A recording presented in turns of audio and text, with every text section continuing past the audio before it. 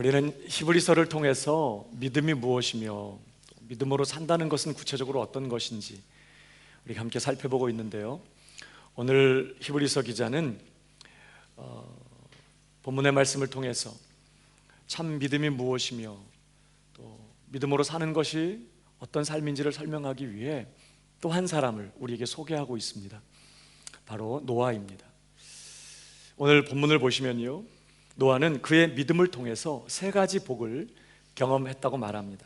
7절을 보실까요? 믿음으로 노아는 아직 보지 못하는 일에 경고하심을 받아 경외함으로 방주를 예비하여 그 집을 구원하였으니 이로 말미암아 세상을 정죄하고 믿음을 좇는 의의 후사가 되었느니라. 세 가지를 말씀하죠. 첫 번째, 그는 믿음으로 말미암아 어떻게 해요? 그의 집을 구원했다고 말합니다. 노아는 자신의 믿음으로 자신만 구원받은 게 아니에요. 그 가족 식구들을 다 구원받게 했습니다. 그뿐만이 아닙니다. 두 번째는 세상을 정죄했다고 말해요.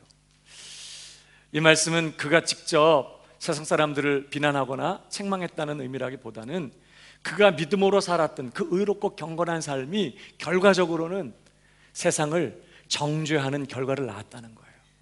한마디로 말하면 노아처럼 살면 구원받고 노아처럼 살지 않으면 멸망이라는 거예요.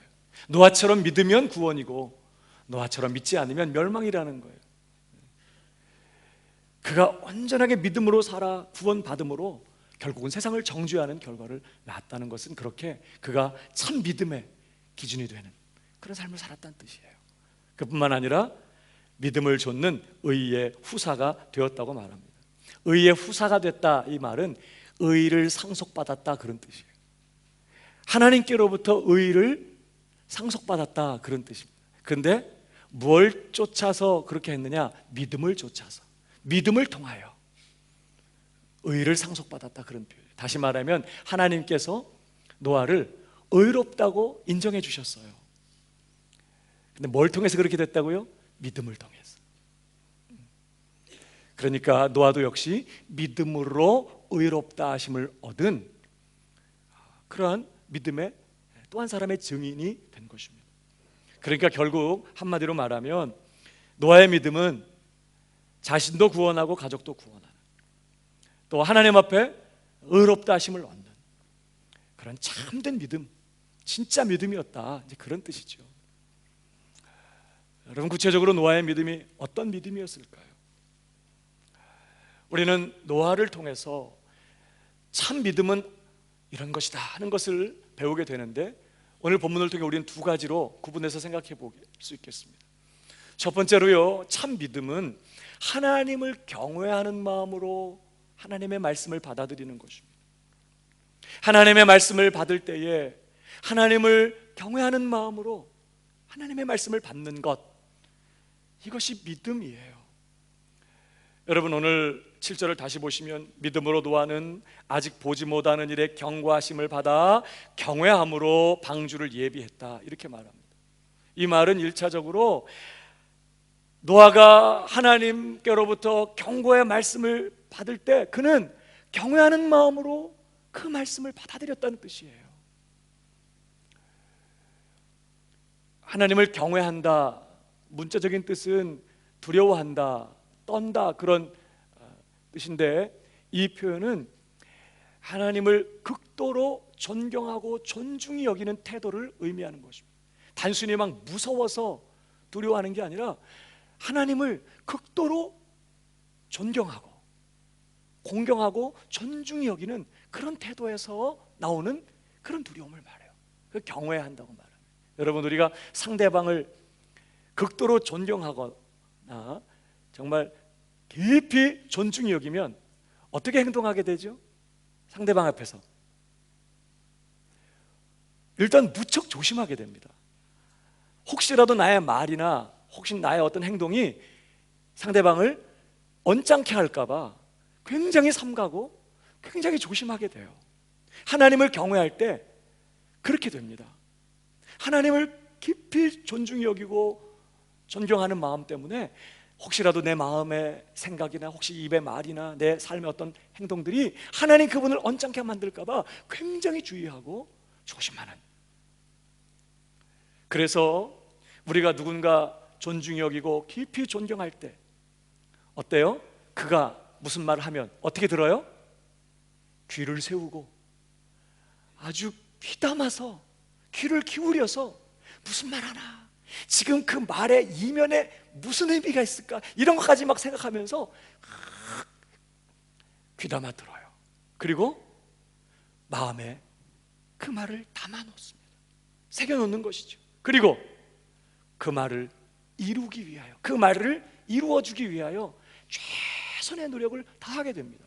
상대방을 존경할수록, 그렇죠? 상대방을 깊이 존중히 여길수록 그의 말을 함부로 여기지 않아요.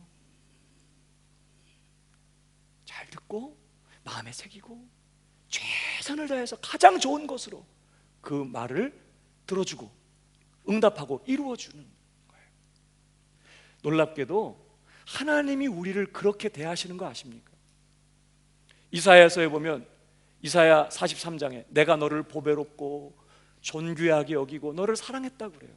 하나님이 얼마나 우리를 존귀하게 여겼냐면 그분의 하나밖에 없는 독생자를 내어주시면서도 아까워하지 않으셨어요. 그만큼 우리를 귀하게 여기셨다는 뜻이에요. 그래서 하나님은요, 우리가 하나님 앞에 나아가 무슨 말씀을 드리면, 기도하면 하나님 어떻게 들으시죠? 귀 기울여 우리의 말을 들으세요. 그 마음의 심정이 어떤 것인지, 지금 왜 그런 거를 하나님 앞에 간구하는지 그 심중의 의중까지 하나님이 뚫어 살피고 시면서 우리의 말을 귀 기울여 들으세요.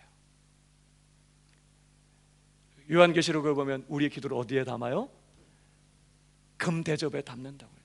신문지에 안 쌓아요. 무슨 보자기에 안 담아. 금대접에. 그만큼 귀하게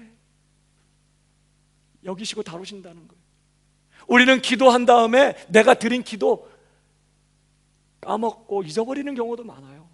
1시간, 2시간 기도하면서 한 기도 어떻게 다 기억해요? 성령의 감동으로 막 기도해놓고 나도 까먹을 때가 있어. 근데 하나님은 잊어버리죠. 내가 드린 기도 다 하나님 마음에 담아놓고 계세요. 기억하고 계시다가 어떻게 응답하시죠? 우리가 드린 말씀에 대해서 가장 좋은 것으로, 최선의 것으로 우리의 기도에 응답해 주세요. 그만큼 하나님이 우리를 귀하게 여기시고 존중히 여기신다는 뜻이에요. 그렇다면 여러분, 우리도 하나님을 더더욱 그렇게 여겨야 되지 않겠어요? 하나님은 얼마나 귀하신 분이세요. 가장 귀한 것 드리고 가장 좋은 것으로 하나님께 드리고, 하나님께서 우리에게 뭐라고 말씀하시면 귀 기울여서 하나님의 말씀을 청종하고, 지금 하나님이 왜 이런 말씀을 하실까? 하나님의 마음을 헤아려 드리려고 애를 쓰면서 말씀을 듣고 그 말씀을 내 마음에 깊이 새기고 마음을 간직하고, 그리고 그 말씀을 이루어 드리기 위하여 내 삶의 최선의 노력을 기울이는 거예요. 그게 하나님을 존중히 여기는 거예요. 그게 하나님을 경외하는 태도예요. 오늘 노아가 하나님께서 말씀하실 때 그렇게 하나님의 말씀을 받아들였다는 뜻이에요. 하나님 존중히 여기고 하나님 경외하는 마음으로 하나님께서 말씀하실 때 귀로 듣고 그 말씀을 가슴에 간직하고 그 말씀을 이루어드리는 일에 자신의 남은 생의 전부를 쏟아부었어요. 사실 하나님께서 심판을 경고하시면서 방주를 예비하라고 하셨을 때요, 노아로서는 정말 믿겨지지 않는 말씀이었어요. 왜냐하면 노아 때까지는 비라는 게 뭐 내리는 일이 없었어요. 그러니까 홍수라는 것에 대해서는 들어본 적도 없었고 경험해 본 적도 없는 거예요. 아니, 얼마나 많은 물이 하늘에서 쏟아져서 이 온 세상이 다 물에 담겨가지고 다 멸망을 받는다는 거죠. 이거는 정말 상상도 안 되는, 전혀 믿겨지지 않는 그런 말씀이었어요.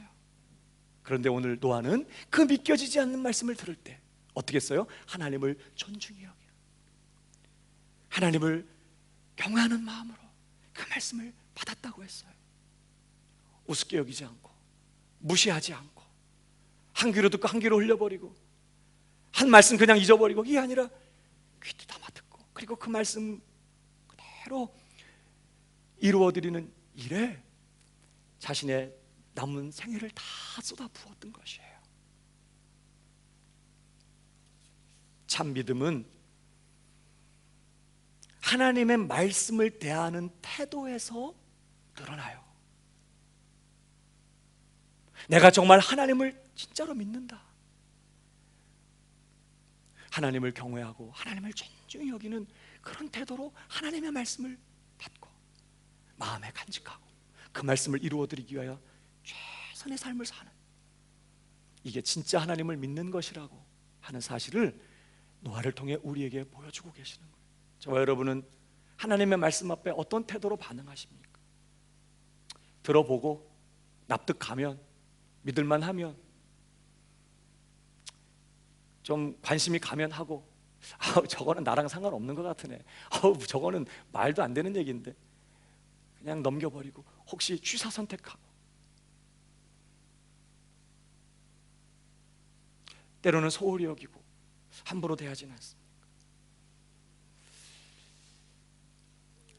요나를 하나님께서 니느웨 성으로 보내십니다. 그 성의 죄악을 심판하시겠다고 경고하시는 거예요. 하나님께서 요나를 그 성에 보내시는 목적은 니느웨를 멸망시키려는 게 아니었어요. 왜? 정말 하나님이 그 성을 멸망시키려면 어느 날 그냥 땅을 흔드시면 돼요. 땅을 가르셔서 그 니느웨 성을 그냥 땅 아래로 그냥 집어넣으시면 돼요. 그냥 하늘을 열고 불을 쏟아 부어서 태우시면 돼요. 근데 왜 요나를 보내시죠? 왜 회개하라고 촉구하세요? 살리시려고. 하나님께서 피지 땅을 사랑하시기 때문에 이번에도 또 단기 선교팀을 그 땅에 보내신 줄 믿으시기 바랍니다. 이슬람 교도들, 무슬림들을 하나님이 사랑하시기 때문에 끊임없이 선교의 문을 여시고 우리로 기도하게 하시고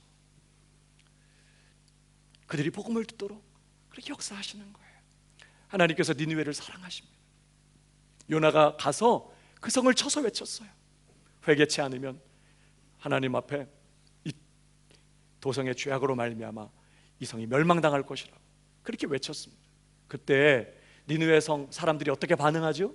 왕부터 어린 아이들에게 이르기까지 다 베옷을 입고 금식하면서 하나님 앞에 부르짖었다고 했습니다. 그러니까 하나님의 말씀을 우습게 여긴 게 아니에요. 하나님의 말씀 앞에 콧방귀 낀 게 아니었어요. 하나님 말씀 앞에 그들은 두려워 떨었어요. 그 말씀 그대로 이루어질 줄 믿었어요. 그 말씀을 하신 하나님을 경외하고 공경하고 존중히 여기는 태도로 그 말씀을 받은 거예요. 그리고 그들은 구원받았습니다. 그러나 반대로 하나님께서 소돔과 고모라를 멸망시키기 위하여 천사를 보내십니다. 롯을 통하여 그의 가족들, 또 그 가족과 연결된 사람들에게 하나님께서 이 도성을 멸망시킬 것이라고, 그러니 빨리 이 성을 떠나야 된다고 말씀을 주셨어요. 그럴 때 롯의 사위들이 그 경고의 말씀을 들을 때 어떻게 반응했죠? 성경을 한번 읽어볼까요? 창세기 19장 14절 시작. 구하여 이르되 여호와께서 이 성을 멸하실 터이니 너희는 일어나 이곳에서 떠나라 하되 그 사위들이 농담으로, 아이고 무슨 말씀 하시는 거예요? 믿겨지지 않는 말씀 앞에 그들은 웃었어요. 농담이라고 생각했어요. 그들은 유황불과 함께 망하고 말았습니다. 하나님의 말씀 앞에서 어떠한 반응을 하느냐에 따라서 영원한 운명이 갈려요. 참 믿음은 하나님의 말씀을 들을 때 하나님을 공경하고 하나님을 존중히 여기고 하나님을 경외하는 마음으로 그 말씀을 진지하게 심각하게 받아들이는 것이에요. 여러분, 데살로니가 교회는 바울이 잠깐 머물면서 오래 사역하지도 못했습니다. 복음을 전해서 세운 교회였고 핍박 때문에 바울은 그것을 떠날 수밖에 없었어요. 엄청난 핍박 때문에 사실 교회가 남아날 수 있을까? 믿는 자들이 계속 믿음을 유지할 수 있을까? 너무 걱정이 됐던 그런 상황 가운데 있었던 교회였습니다. 그런데 바울이 듣게 된 소식은 그들이 너무 잘하고 있었다는 거예요. 믿음이 자라고 믿음의 본이 되고 그들의 믿음의 소식이 많은 사람들에게 격려가 되고 너무너무 감사했어요.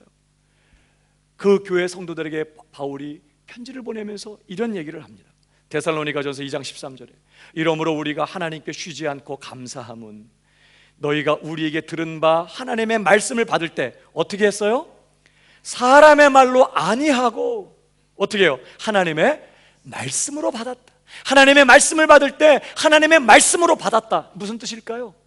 정말 하나님 경외하는 마음으로, 하나님 공경하는 마음으로, 하나님 존중히 여기는 마음으로 그 말씀을 그렇게 받았다는 뜻이에요. 사람의 말로 받지 않았다는 말은 가볍게 여기지 않았다는 뜻이에요. 소홀히 여기지 않았다는 거예요. 그렇게 하나님 경외하는 마음으로 말씀을 받았다는 거예요. 그러면서 하는 말씀 보십시오. 진실로 그러하다. 이 말씀이 또한 너희 믿는 자 속에서 역사하느니라. 너희 믿는 자, 이들이 누구라고요? 그 앞에 하나님의 말씀 받을 때 사람의 말로 하지 아니하고 하나님의 말씀으로 받은 사람들, 이게 믿는 자예요. 믿는 사람이 딴 게 아니에요. 내가 믿습니다, 그래서 나 믿는 사람이 아니야. 정말 그 중심에 하나님의 말씀 앞에 두려워하고 하나님의 말씀 앞에 그 하나님을 경외하는 마음, 존중 여기는 마음으로 그 말씀을 받고 자신의 전 생애를 걸어 그 말씀 앞에 반응하는, 그게 믿는 사람이에요. 저는 저와 여러분이 그렇게 되기를 축복합니다. 왜 그래야 되느냐? 왜 하나님의 말씀을 그렇게 하나님 경외하는 마음으로, 그렇게 두려워하는 마음으로 받아야 되느냐? 다시 보세요. 사람의 말로 아니하고 하나님의 말씀으로 받으면 진실로 그러다. 이 말씀이 또한 너희 믿는 자 속에서 어떻게 한다고요? 하나님의 말씀은 씨앗과 같은데 어떠한 마음밭에서 역사를 일으키느냐? 말씀 소홀히 여기고 말씀 대충 듣고 말씀 경히 여기는 그런 마음에서는 역사가 안 일어나요. 말씀이 싹을 틔우지는 않아요. 그러나 그 말씀을 하나님 존중 여기는 마음으로, 하나님 귀하게 여기는 마음으로 받고 정말 그 말씀 가슴에 새기고 자신의 전부를 걸고 그 말씀 앞에 응답하는 이러한 마음밭에서 그 말씀은 역사를 일으킨다는 뜻이에요. 이 말씀이 또한 너희 믿는 자 속에서 역사하느니라. 그 말씀이 그러한 사람들 안에서 회개를 일으키고 변화를 일으키고 치유와 회복을 일으키고 부흥을 일으키고 구원의 역사를 가져오고 기적을 일으킨다는 것이에요. 그러니까 옥토와 같은 마음, 좋은 밭과 같은 마음은 딴 마음이 아니에요. 하나님을 경외하는 마음으로 말씀을 받는, 하나님을 존중히 여기는 마음으로 귀를 열고 뭐라고 말씀하시나, 왜 저 말씀을 하실까? 하나님의 마음, 하나님의 의중, 나를 향한 하나님의 그 본심이 어디에 있는 걸까? 그걸 찾기 위해서 마음을 열고 귀 듣고 그 말씀을 가슴에 새기고 하나님의 그 마음을 헤아려 드리려고, 그 말씀을 이루어 드리기 위하여 최선의 노력을 하는 그러한 마음밭에서 말씀은 30배, 60배, 100배로 열매를 맺고 역사를 일으킨다는 거예요. 하나님 앞에서 우리 말씀 받을 때마다 하나님 경외하는 마음, 하나님 존중히 여기는 마음으로 하나님의 말씀을 받는 진짜 믿음의 종들이 되기를 주님의 이름으로 축복합니다. 참 믿음은 하나님의 말씀을 받을 때 하나님을 경외하는 마음으로 받는 것이라는 것을 노아를 통해 가르쳐주고요. 또 한 가지, 두 번째로 참 믿음은 뭐냐? 우리 노아를 통해 배우게 되는 또 하나의 참 믿음의 요소가 있습니다. 참 믿음은 하나님의 말씀대로만 행동하는 거예요. 하나님의 말씀대로만 따라가는 것입니다. 여러분, 오늘 7절을 다시 보시면요, 믿음으로 노아는 아직 보지 못하는 일에 경고하심을 받아 경외함으로 방주를 예비하여, 그는 말씀을 받을 때에도 하나님을 경외하는 마음으로 말씀을 받았어요. 그러나 그것이 전부가 아니었습니다. 그는 그 말씀대로 어떻게 해요? 경외함으로 방주를 예비했다고 말합니다. 여러분, 경외함으로 방주를 예비했다, 무슨 의미일까요? 그가 방주를 만들라는 하나님의 말씀을 들을 때 그는 쉽게 말하면 자기 멋대로, 자기 생각대로, 자기 방식대로 방주 만들지 않았다는 뜻이, 하나님이 지시하신 대로, 하나님이 보여주신 대로, 하나님이 명령하신 그대로 방주를 만들었다는 뜻이, 하나님을 경외함으로 방주를 예비했다. 여러분, 사실 창세기 6장을 보면요, 하나님께서는 그냥 방주를 만들어라, 보기 좋게 이거 한번 만들어봐, 이렇게 하지 않았어. 어마어마한 규모의 방주를 말씀하시면서 정확한 재질, 모양, 규격 정확하게 말씀해 주셨어요. 하나님의 지시하신 대로라면 이 방주는요, 배라기보다는 바지선 같은 선박이에요. 거대한 나무 상자와 같은 것이. 길이가 150m, 축구장보다 좀 더 길어요. 너비가 25m, 높이가 대략 한 15m 정도 되는, 그러니까 축구장보다 길이는 좀 길고 폭은 조금 좁은 그러한 크기의 배였고요. 이 정도 규모라면 14,000톤 정도의 화물을 적재할 수 있는 그러한 규모의 선박이었어요. 내부는 상중하 3층으로 되어 있었고 각 층마다 칸막이들이 쭉 있어서 배가, 방주가 기울을 돌아도 한쪽으로 짐승들이나 화물이 쏠리지 않도록 그렇게 구조가 되어 있었고, 안팎을 역청으로 칠해서 물이 스며들어오지 않도록 하는 굉장히 간단하고 단순하면서도 아주 튼튼하고 안전한 그러한 선박이었습니다. 그런데요, 하나님께서 노아에게 지시하신 대로 방주를 만드는 것은 그렇게 쉬운 일이 아니었어요. 축구장 넓이만한 그런 선박을 온통 잣나무로 만들어야 되는데, 여러분, 그 많은 잣나무 이거 준비해가지고 그거 조달하는 일이 쉬운 일이 아니에요. 요즘같이 나무를 자르고 혹은 다듬고 하는 연장이 좋은 때야 뭐 큰 문제겠습니까만, 그때는 그런 때가 아니니까 그 많은 잣나무를 준비해서 배를 만들고 그 많은 역청이요, 그 안팎으로 다 역청을 칠해야 되는데 그 양동이를 몇 양동이나 퍼야 될까? 어마어마한 거예요, 정말.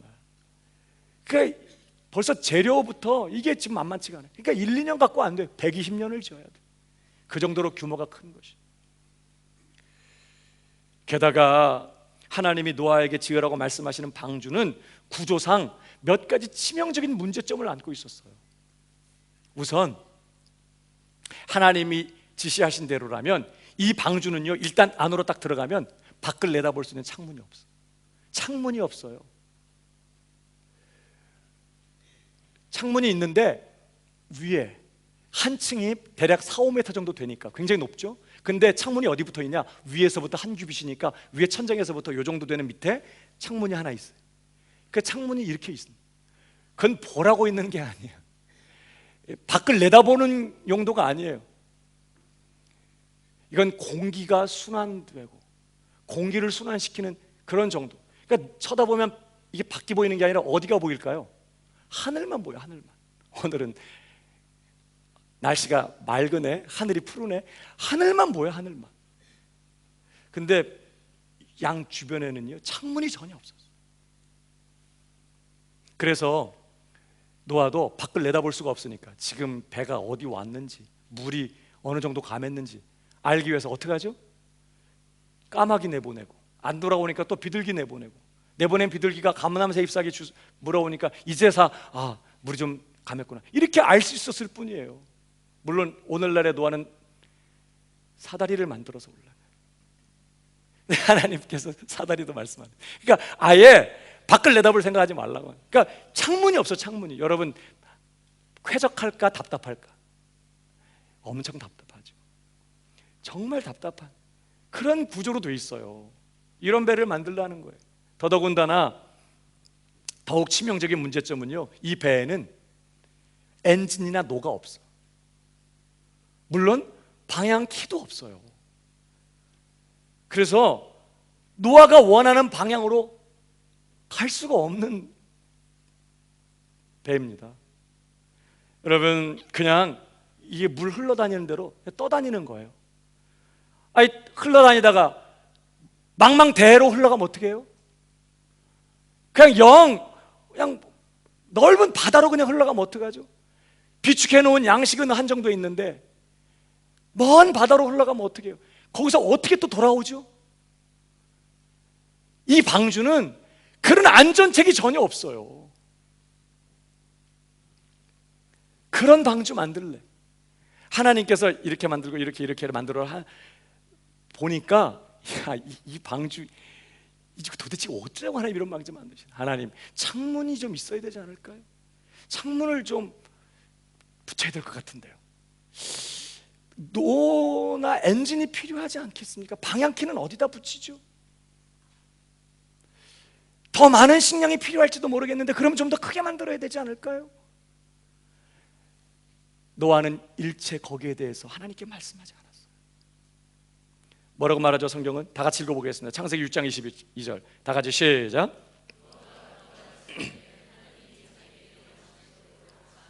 이같이 하되 하나님께서 자기에게 명하신 대로 다 중인했다. 이것을 히브리서에서 뭐 하나님 경외함으로 방주를 예비했다 이렇게 표현하고 있어요. 그러니까 노아는 방주를 만들 때 자기 방식대로 만들지 않았어요. 자기 생각대로 방주 만들지 않았어. 이렇게 만들어야 될 것 같은데 여기에다가 창문을 하나 달고 여기에다가 노를 붙이고 여기에다가 방향키를 달고 그래야 이 배는 좀 더 안전할 것 같은데 이렇게 하지 않았다는 거예요. 그는 철저하게 자기 생각은 그냥 내려놓고 하나님께서 지시하신 대로, 하나님께서 보여주신 대로, 하나님이 말씀하신 대로 방주를 만들었다는 뜻이에요. 뭘 말할까요? 참 믿음이라는 거는 내 방식대로 사는 게 아니라는 거예요. 내 생각대로 사는 게 아니라는 거예요. 참 믿음은 뭐냐? 하나님께서 말씀하신 대로, 하나님께서 보여주신 대로, 하나님께서 지시하신 대로 살아가는 것이라는 것을 우리에게 보여주고 있는 거예요. 너무나 많은 분들에게 믿음은 그냥 입술의 고백일 뿐이에요. 내가 믿습니다. 아멘. 내가 믿습니다. 그렇게 입술로 고백합니다. 그리고는 끝이에요. 내 맘대로 살아요. 사는 거는 내 방식대로, 내 생각대로, 환경과 상황에 반응하면서 주변 사람들이 하는 대로, 이 세상 유행과 풍속을 쫓아서 남들이 그렇게 하는 대로 그냥 그렇게 살아요. 성경은 죄를 다른 것으로 규정하지 않습니다. 여러분, 에베소서 2장 1절 이하를 보십시오. 너희의 허물과 죄로 죽었던 너희를 살리셨도다. 그때에 허물과 죄로 죽어 있을 때에 너희가 그 가운데서 행하여 어떻게 했어요? 이 세상 풍속을 쫓고 세상 유행을 따라 사는 것이에요. 세상의 가치관, 사람들이 사는 방식대로 사는 거예요. 문제 해결하는 여러 가지 노하우들이, 세상 사람들이 갖고 있는 그런 노하우들이 여전히 우리에게도 노하우가 되는 이유를 말하는 것입니다. 그래서 세상 방식대로 사는 거예요. 이 세상 풍속을 쫓고 공중의 권세 잡은 자를 따랐으니 곧 지금 불순종의 아들들 가운데서 역사하는 영이라. 악한 영이 지금도 사람들을 묶고 이 세상 풍조를 가지고 배후에서 역사하면서 사람들로 하여금 끊임없이 불순종의 삶을 살게 하고 있다는 거예요. 허물과 죄로 죽어 있을 때 우리도 다 그 가운데서 그렇게 살았다는 거예요. 그러면서 한 번 더요. 그 다음 절, 전에는 우리도 다 그 가운데서 우리 육체의 욕심을 따라 지내며 육체와 마음에 원하는 것을 하여 다른 이들과 같이 본질상 진노의 자녀. 그러니까 죄가 딴 게 아니에요. 무슨 극악무도한 악한 삶을 사는 게 아니라 그냥 내가 원하는 대로 사는, 내 방식대로 사는 거예요. 하나님의 말씀과 상관없이 내가 정해놓은 기준 붙들고 내가 옳다고 여기고 내가 정말 그렇다고 생각하는 대로 사는 거예요. 이것을 성경은 죄라고 말하고 하나님의 진노 아래 있는 죽어있는, 허물거저로 죽어있는 사람들의 삶의 방식이라고 말해요. 구원받는 것은 이 삶에서 건짐받는 거예요. 예수 믿는다는 것은 이제 이 삶에서 돌이키는 것이에요. 세상 풍속을 쫓고 내 마음대로 내 원대로 살던 삶을 청산하고 이제는 내 삶 전부를 하나님 그분에게 맡기고 그분이 말씀하시는 대로, 그분이 보여주신 대로, 그분이 지시하시는 대로 살아가는 것입니다. 그래서 주 예수님을 따라가기 위해서 필요한 게 뭐예요? 자기를 부인하고요. 내 생각, 내 경험, 내 기준을 철저하게 땅에 묻어버리지 않으면 불가능하니까 자기 십자가를 지고 그리고 나를 쫓으라. 믿음은 내 방식을 내려놓고 하나님의 방식으로, 하나님이 말씀하신 대로 살아가는 것입니다. 그것을 보여준 사람이 노아였다는 거예요. 사랑하는 여러분, 야고보서 2장 26절을 한번 보십시다. 같이 읽어볼까요? 시작. 행함이 없는 믿음은 죽은 것이다. 틀림없이 우리는 믿음으로 구원을 받습니다. 아멘이십니까? 우리는 믿음으로 구원받아요. 우리의 행위로 구원받지 않아요. 왜? 행위로 구원받을 만한 실력이 우리에게 없기 때문에.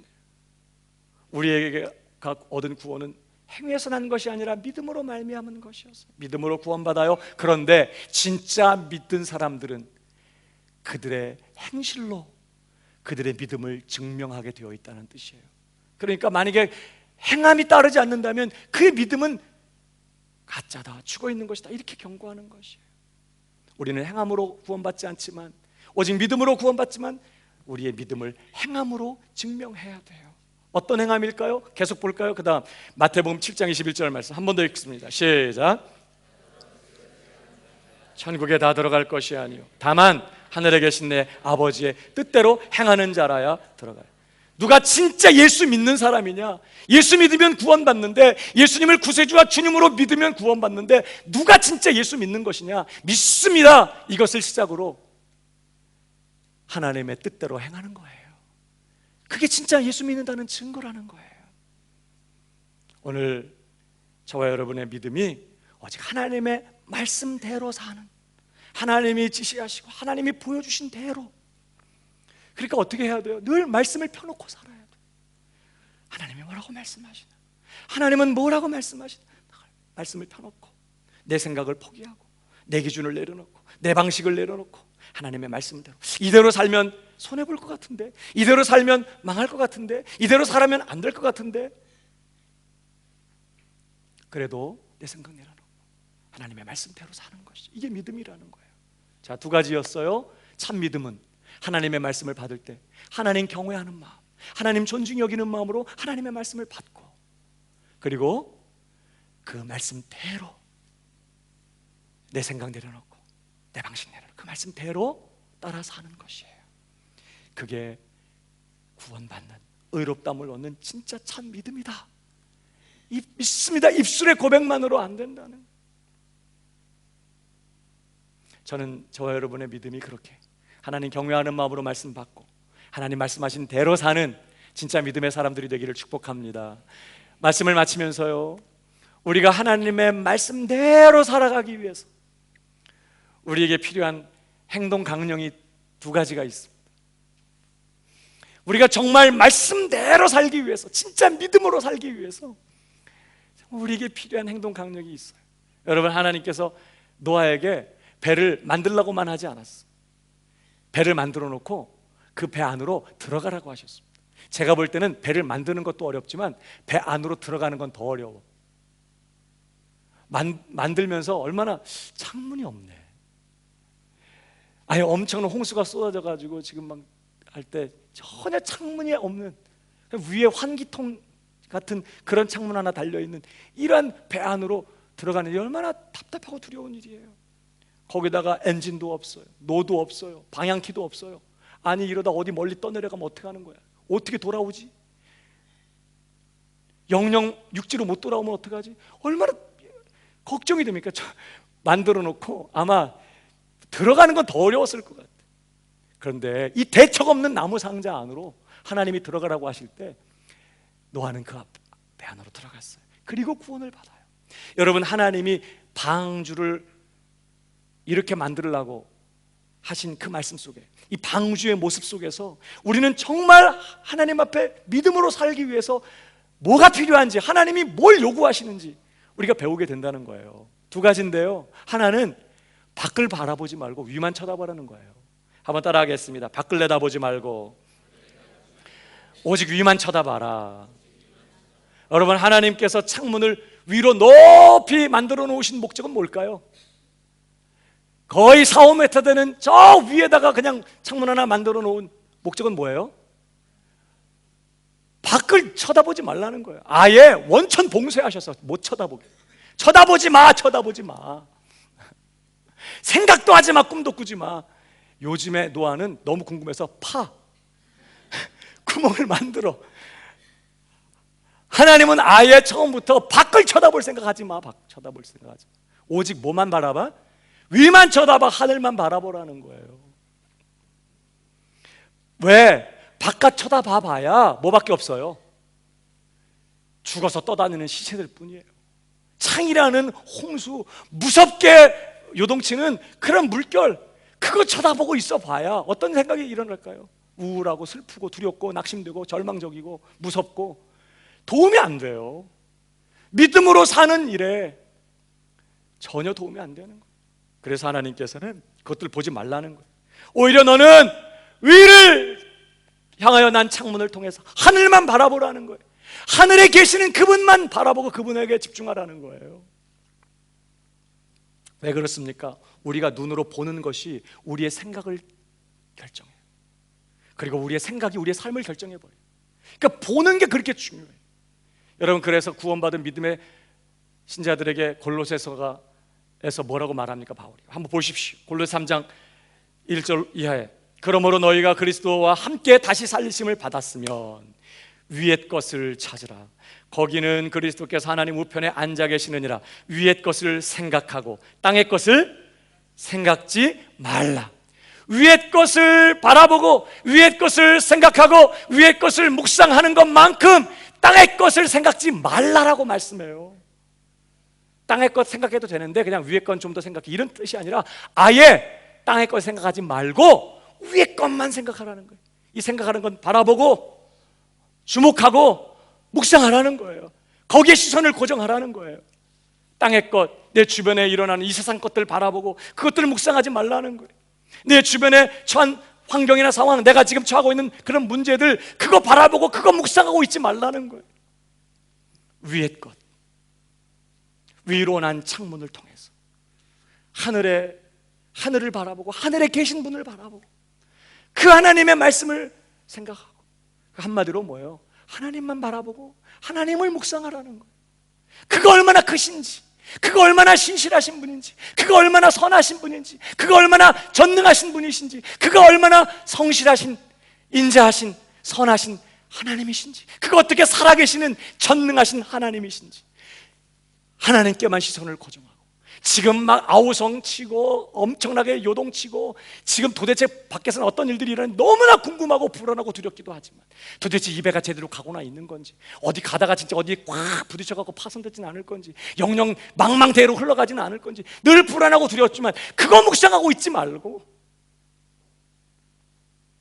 하나님만, 하나님께만 시선을 고정하고 하나님을 바라보고 하나님을 묵상하고 그분의 말씀을 통해서 하나님께 집중하라는 거예요. 여러분, 인생의 위기를 만난 다윗이 늘 믿음으로 그 인생의 위기를 돌파해요.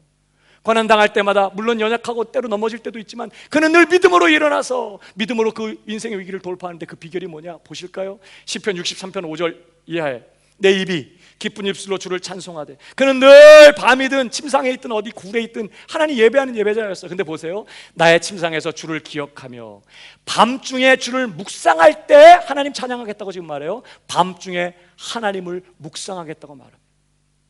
잠이 안 오네. 양 한 마리, 두 마리, 세 마리, 네 마리, 100마리, 그래도 잠이 안 오네.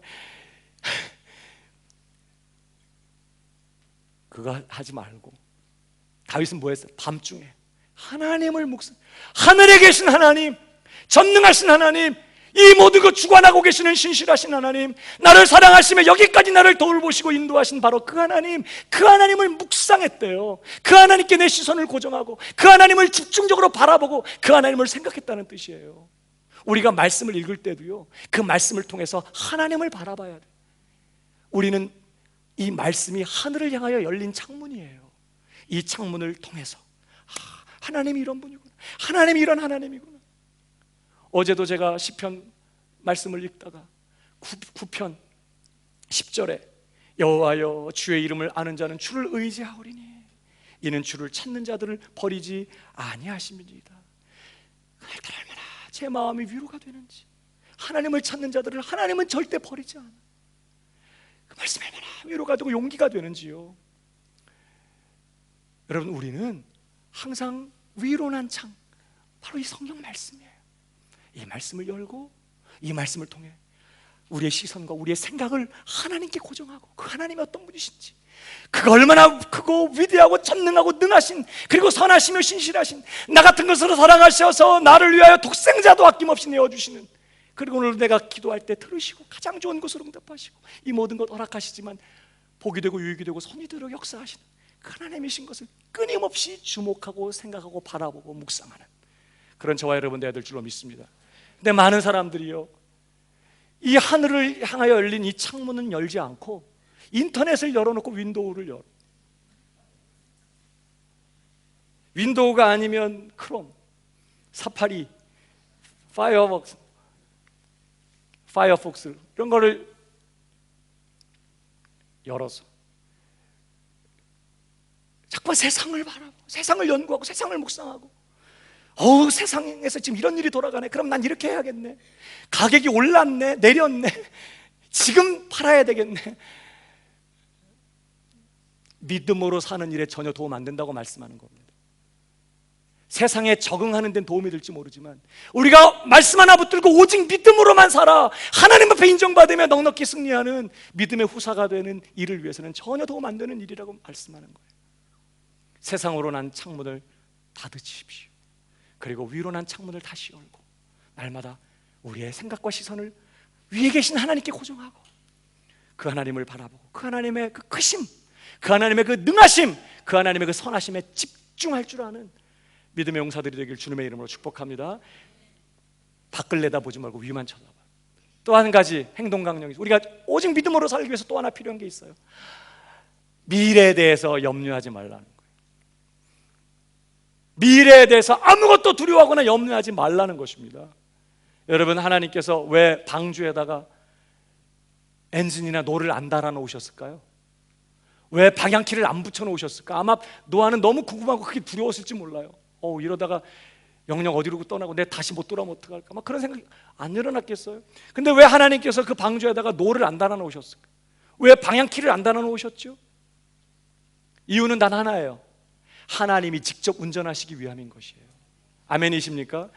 방향키를 달아 놓아도, 노를 붙여 놓아도 노아는 안전한 곳으로 이 배를 운전해 갈 능력이 없어요. 저리 가야 되겠네, 저쪽이 살 길일 것 같은데, 그리고 자기가 그곳으로 노를 저어서 방향키를 움직여가지고 가봐야 보장이 없어요. 어떻게 노아가 이 배가 가야 될 가장 최선의 자리를 알아요? 그 창이라는 홍수 위에서 말이죠. 하나님은 아예 노를 만들지 마, 방향키도 만들지 마. 무슨 뜻이에요? 내가 운전할 거니까 걱정하지 마, 그런 뜻이. 그 안으로 들어가라는 거예요. 그러니까 여러분, 만약에 하나님 안 계신다면 이 방주는 세상에서 가장 위험한 나무 상자예요. 그렇죠? 근데 하나님 살아계시기 때문에, 그래서 그 하나님이 방주를 직접 운전하실 것이기 때문에 이 방주야말로 세상에서 가장 안전한 곳이에요. 우리가 하나님 안 계신다면요, 말씀 붙잡고 믿음으로 사는 것 가장 어리석은 삶이에요. 왜 그렇게 살아요? 손해보는 삶이고 앞뒤 꽉 막힌 삶이고, 그거만큼 어리석고 위험한 삶이 어디 있어요? 그런데 하나님이 살아계시기 때문에, 이 말씀을 주신 하나님이 살아계시기 때문에 이 말씀 따라서 믿음으로 사는 삶이야말로 가장 안전하고 복된 삶이라는 거예요. 우리에겐 그 확신이 있어야 돼요. 요즘 어려우세요? 그렇지만 믿음으로 살기로 결정하고 말씀대로 살기를 결정하고 말씀을 읽으며 말씀을 묵상하며 하나님이 깨우쳐 주시고 가르쳐 주신 대로 그렇게 말씀을 붙들고 나아가고 계십니까? 그렇다면 아무것도 두려워할 필요가 없어. 아무것도 염려할 필요가 없어요. 내 인생의 배, 우리 가정이라는 배, 우리 교회의 배를 하나님이 직접 운전하고 계시기 때문에 아무것도 두려워할 게 없는 거예요. 우리는 기억해야 돼요. 누가 내 인생을 돌보고 계시는지, 누가 내 인생 운전하고 계시는지. 그래서 베드로 사도가 뭐라고 도전합니까? 한 번 더 마지막으로 한번 읽어볼까요? 다 같이 시작. 다 주께 맡겨라. 이는 저가 너희를 권고한다. 여러분, 노아가 아무리 생각해도 불안해. 그래서 노를 만들었어. 아무리 생각해도 불안해. 그래서 방주에다가 키를 붙여놨어. 그리고 지하실에 내려가서 키를 움직일 수 있는, 다 그렇게 만들어놨다고 생각해봐요. 하나님께서는 정확하게 어디로 가야 될지 아시고, 지금은 막 이리 쏠리고 저리 움직이고, 그러나 하나님께서 직접 그 배를 하나님이 원하시는 방향으로 몰아가시려고 운전하시는데 노아가 사다리 타고 올라가서 창문 내다 보더니 저리 가야 되겠네, 저쪽이겠네, 그리고 막 그쪽으로 방향키 움직여가지고 막 누구랑 싸우는 거예요? 하나님하고 싸워. 그럼 하나님 일에 방해거리만 더 멀리 가게 되는 거예요. 우리는 자꾸 내 인생의 배에다가 노를 붙이고 싶어요. 엔진도 달고 그냥 말씀 하나 붙들고 믿음으로 사는 게 너무 불안해. 이렇게 살다가 망하는 거 아니야? 이렇게 살다가 손해보는 거야. 너무 불안해. 그래서 하나님은 방향키 달지 마 그랬는데 막 우리가 만들어서 막 달고 막 우리가 원하는 대로 막 방향 정하고 노를 저으려고 그런 생각이 늘 들어요. 그러나 오늘 베드로는 뭐라고 말해요? 너희 염려 다 주님께 맡겨버려라. 왜? 하나님이 네 인생의 배를 붙들고 계시고 그 하나님이 그 인생의 배를 운전하고 계시니 아무것도 염려하지 마. 아무것도 염려하지 마. 왜요? 염려하고 두려워하면 절대 믿음으로 살 수 없어요. 창문 내고 막 방향키 잡고 막 이렇게 돼요. 내가 원하는 방향으로 가요. 오늘 누가 내 인생의 배를, 우리 가정과 우리 공동체를 누가 운전하고 계시는지 기억하고 두려워하지 말고 염려하지 말고 말씀 붙잡고 담대하게 말씀 따라 믿음으로 사는 믿음의 용장들 우리 광명교회 성도들이 다 되시기를 주님의 이름으로 축복합니다.